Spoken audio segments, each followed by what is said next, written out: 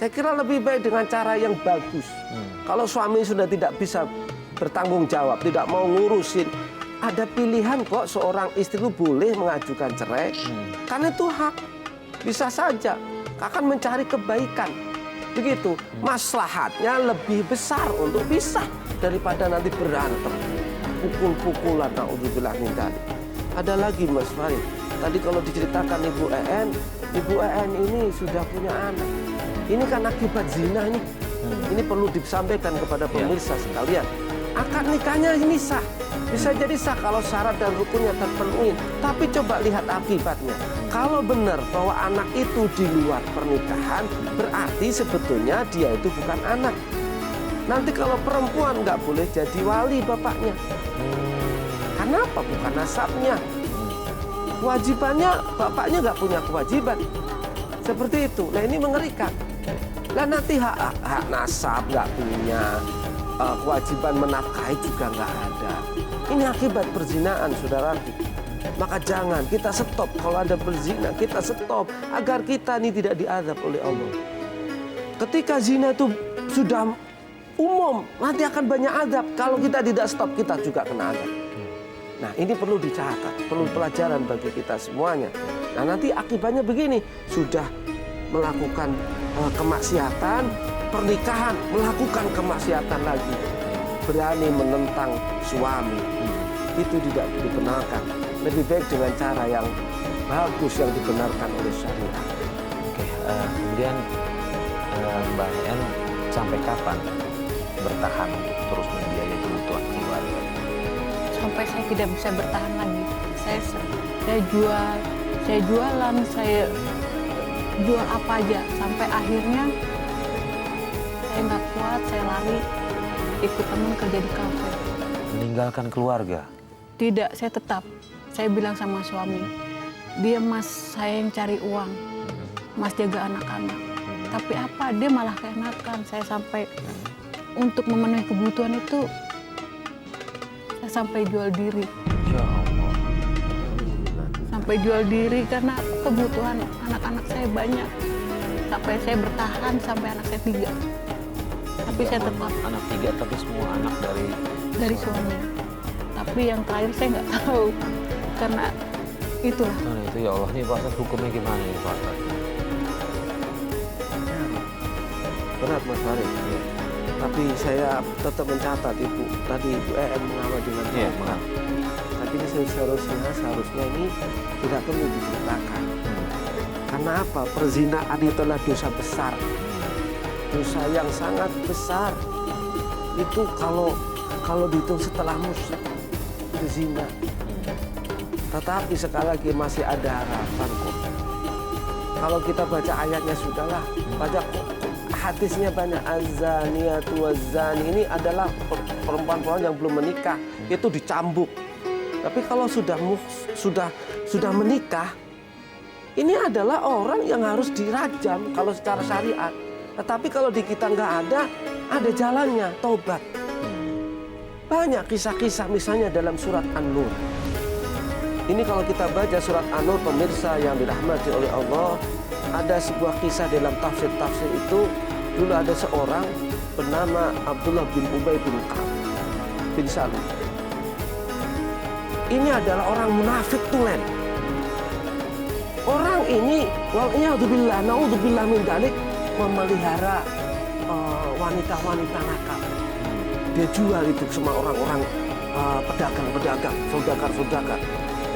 Sampai ringkas cerita, ada seorang dari perempuan yang peliharaannya itu, yang dia disenangin, dianggap paling cantik, dari sekiannya itu, ada yang disukain oleh para saudagar. Itu. Suatu malam, ada saudagarnya pesen, maka disiapkan, ternyata Abdullah bin Ubay bin Salul ini buka pintunya, si wanita ini sedang sholat. Dia marah. Ini gara-gara Muhammad. Dia setelah gara-gara ajaran dia, saya hilang pekerjaan saya. Alhamdulillah min dzalik.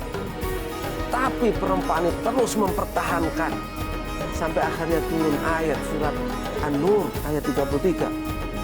wala tukrihu fatayatikum, jangan kau paksa budak-budakmu untuk melayani orang lain.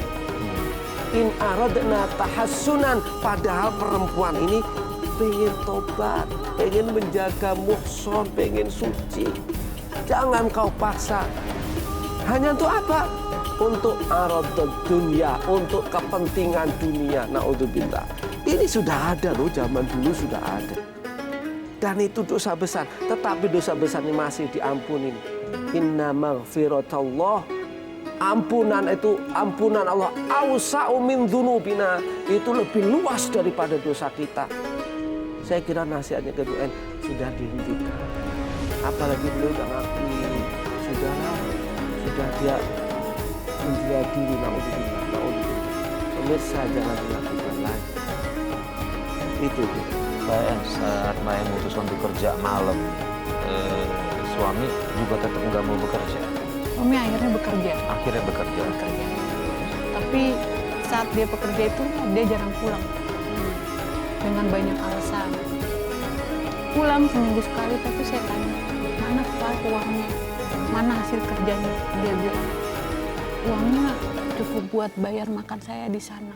Kata dia begitu. Iya, uangnya cukup buat saya sehari-hari. Kadang juga belum dibayar sama bos, kayak gitu. Saya tetap berusaha. Iya, saya kemong. Saya diam, saya kerja, saya tetap kerja di kafe. Karena apa? Suami saya kerja belum bisa menutupi kebutuhan keluarga saya juga. Pada saat itu, malam-malam suara HP bunyi terus. Suami udah tidur. Saya periksa, ternyata dia main perempuan di sana. Suara HP-nya telepon atau SMS. Ada isinya bahasanya Ya, kurang bilang, baik. Mas, enggak, Mas, kapan kesini lagi kayak gitu kan? Aku kangen nih. Gitu. Banyak deh. Saya sakit kan pada saat itu. Kok ternyata saya banting tulang, rela kerja malam buat mereka, tapi yang menjual diri segala, ya Allah. gitu. Mbak Yan, saya dengar kabar katanya dengan suami selingkuh seperti itu, Mbak Yan katanya sampai sempat mau bunuh suami. Iya. Itu gimana ceritanya? Mergokin kah atau gara-gara yang tadi ngelihat handphone itu? Saya kalau cuma SMS nggak percaya ya. Saat itu anak saya lagi persami. Saya telepon. Kok jam 1 belum pulang? Saya telepon, Mas, ada di mana? Nggak taunya yang ngomong cewek. Saya bilang, suami kamu ada di rumah saya. Kamu tuh digituin. Kamu tuh sampah. Suami aja nggak bisa diurusin. Sampai dia pulang ke rumah saya. Akhirnya pas saya dapat kesempatan, sehari kemudian saya cari rumahnya, saya pergokin, mereka ada di sana. Tapi yang sangat sakit di dada saya tuh, suami saya malah bela perempuan itu. Dia bilang, ini loh cewek saya sekarang, dia berhijab, dia tuh sholat. Kalau kamu apa, semua kerjanya cuma jual diri, kayak gitu doang. Padahal tuh saya melakukan itu semua buat keluarga saya. Naudzubillah.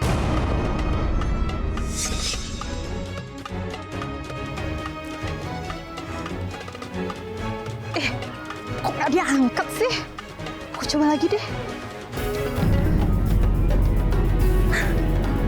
Ih, gak diangkat juga. Pasti dia ke rumah wanita itu. Awas saja kalau dia ke sana. Awas, samperin ke sana. Ini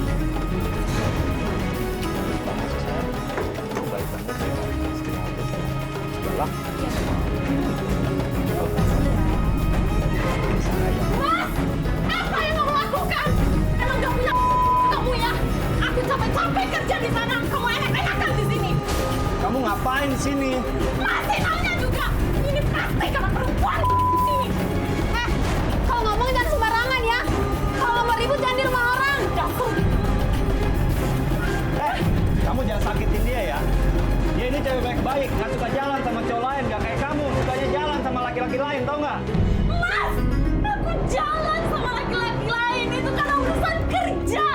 Aku cari uang untuk rumah tangga kita. Aku terpaksa ngakuinnya karena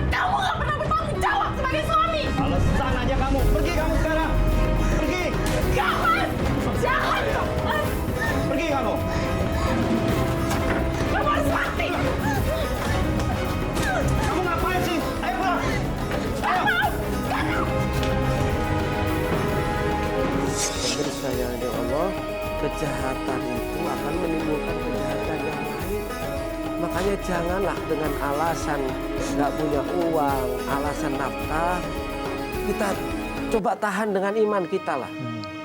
Karena gini, sesuatu yang tidak halal itu akan menimbulkan kemaksiatan berikutnya. Yang kalau dalam hadis Rasulullah, mahrul baghi, hasil dari melakukan perzinaan itu namanya mahrul baghi. Itu mahar yang kotor, yang jorok. Nanti akan timbul yang lain-lain. Dimakan jadi darah, tidak menimbulkan kebaikan, tidak akan mengantar kita kepada sholat, tidak. Nah ini, apalagi perlakuan seperti itu. Saya yakin suami ini udah tahu dilakukan begitu. Saya yakin luar biasa hancurnya Bu ini. Ini pemirsa pelajaran bagi kita ini. Ayo kita hentikan deh. Kalau Anda di pemirsa melakukan ini, aduh kita berhentikan. Sudahlah kita kembali. Ada jalan yang lebih baik kok. Mungkin ini kalau saya bilang mengemis itu lebih baik. Walaupun ngemis itu tidak baik loh. Tapi daripada seperti ini lebih